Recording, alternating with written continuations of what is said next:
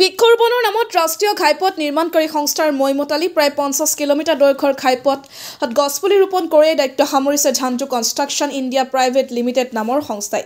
গছপুলি ৰোপণৰ পিছৰ পৰাই দিয়া নাই পানী নাই কোনো বেৰৰ মেৰামতি, অৰ্থাৎ তত্ত্বাৱধানৰ অভাৱত ৰোপণ কৰা গছপুলি 90% মৰহি গৈছে। উল্লেখ্য যে শ্ৰীৰামপুৰৰ পৰা ধুবুৰী ফুলবাৰী দলঙলৈ 127B ৰাষ্ট্ৰীয় ঘাইপথৰ নিৰ্মাণৰ দায়িত্বত আছে সংস্থাটোৱে। স্থানীয় লোকে সংস্থাটোৰ এনে কৰ্মকাণ্ডৰ বিৰুদ্ধে তদন্ত কৰি বিহিত ব্যৱস্থা গ্ৰহণৰ দাবী জনাইছে কৰ্তৃপক্ষক। গোলকগঞ্জৰ পৰা তপন ৰায়ৰ report, north east frontier news.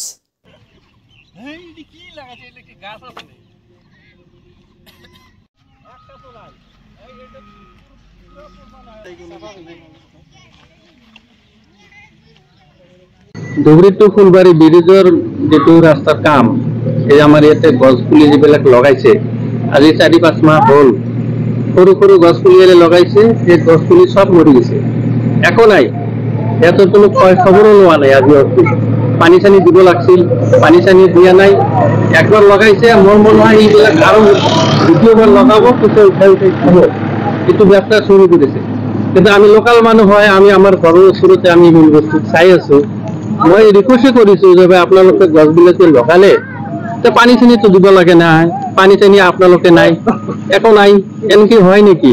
সেইটো মই ৰাইজৰ তৰফৰ পৰা মই অনুৰোধ কৰিছো আমাৰ ঝান্টু কোম্পানীক, যে কোনবা ঠিকাদাৰক দিছে, সিহঁতে গছ লগাই পইচা উঠাই খাই আছে নেকি, এইটো বিশেষ তদন্ত ল'ব লাগে। সেইকাৰণে মই অনুৰোধ জনাইছো যাতে এইটো সুব্যৱস্থা কৰে সিহঁতে।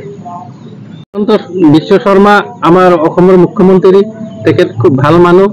এই আমাৰ যেটো অসমত যিবিলাক ৰাস্তা ঘাট চলি আছে, খুব ভাল কাম কৰিছে।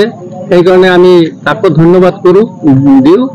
আৰু আমাৰ এই দ্বিতীয়বাৰ যেটো এই গছবিলাক লগাইছে, এইবিলাক যাতে আৰু ভাল কৰি আমাৰ গছবিলাক লগাই কি কৰে, সেইকাৰণে মই অনুৰোধ জনাইছো।